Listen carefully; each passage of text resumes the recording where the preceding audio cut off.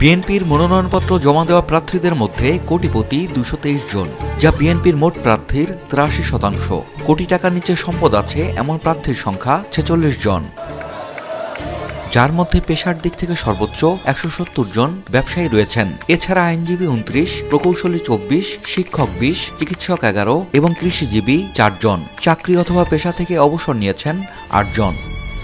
এছাড়া গৃহিণী বা অন্য পেশায় আছেন এমন প্রার্থীর সংখ্যা 2 জন। একমাত্র বিএনপির ভারপ্রাপ্ত চেয়ারম্যান তারেক রহমান হলফনামায় পেশা হিসেবে রাজনীতিবিদ উল্লেখ করেছেন।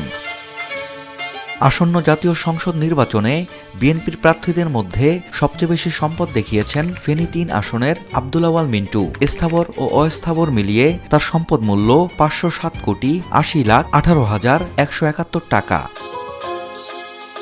বিএনপির প্রার্থীদের মধ্যে এরকম শত কোটি টাকার বেশি সম্পদের মালিক রয়েছেন আরও অন্তত 6 জন। চট্টগ্রাম 4 আসনের আসলাম চৌধুরী পেশা হিসেবে সাংবাদিকতা ও ব্যবসা দেখালেও তার রয়েছে 456 কোটি 95 লাখ টাকার সম্পদ। এছাড়া চাঁদপুর 2 জালাল উদ্দিনের 220 কোটি টাকা, কুমিল্লা 8 জাকারিয়া তাহের সুমনের 204 কোটি, শরীয়তপুর 2 মোহাম্মদ শফিকুর রহমান কিরণের 177 কোটি, চাঁদপুর 4 হারুনুর রশিদের 160 কোটি ও শরীয়তপুর 1 সাইদ আহমেদের 150 কোটি টাকার সম্পদ রয়েছে।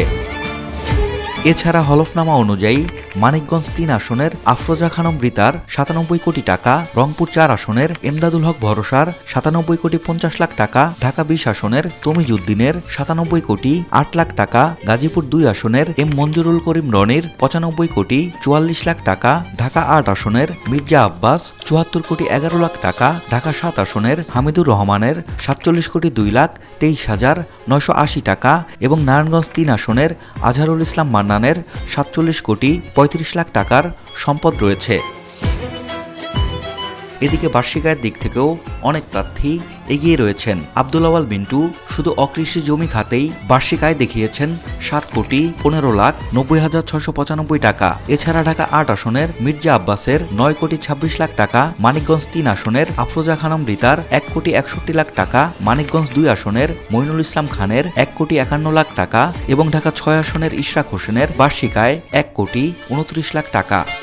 এছাড়া কেন্দ্রীয় নেতাদের মধ্যে ঢাকা 17 ও বগুড়া 6 আসনের প্রার্থী বিএনপির ভারপ্রাপ্ত চেয়ারম্যান তারেক রহমানের পেশা রাজনীতি। তার বছরে আয় 6,76,353 টাকা। আয়কর রিটার্নে তার দেখানো সম্পদ মূল্য 1 কোটি 96,80,185 টাকা। ঠাকুরগাঁও 1 আসনের প্রার্থী বিএনপির মহাসচিব মির্জা ফখরুল ইসলাম আলমগীরের আয় 11,83,133 টাকা।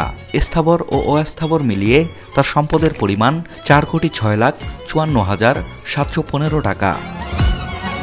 কক্সবাজার 1 আসনের সালাউদ্দিন আহমেদের পেশা আইনজীবী ও ব্যবসা। বার্ষিক আয় 1 কোটি 35 লাখ টাকা। তার নামে সম্পদ আছে 17 কোটি 94 লাখ টাকার। স্ত্রীর নামে 12 কোটি 19 লাখ টাকার। চট্টগ্রাম 11 আসনের আমির খসরু মাহমুদ চৌধুরী বিএ পাস। তার সম্পদ রয়েছে 15 কোটি টাকার। বার্ষিক আয় 1 কোটি 60 লাখ।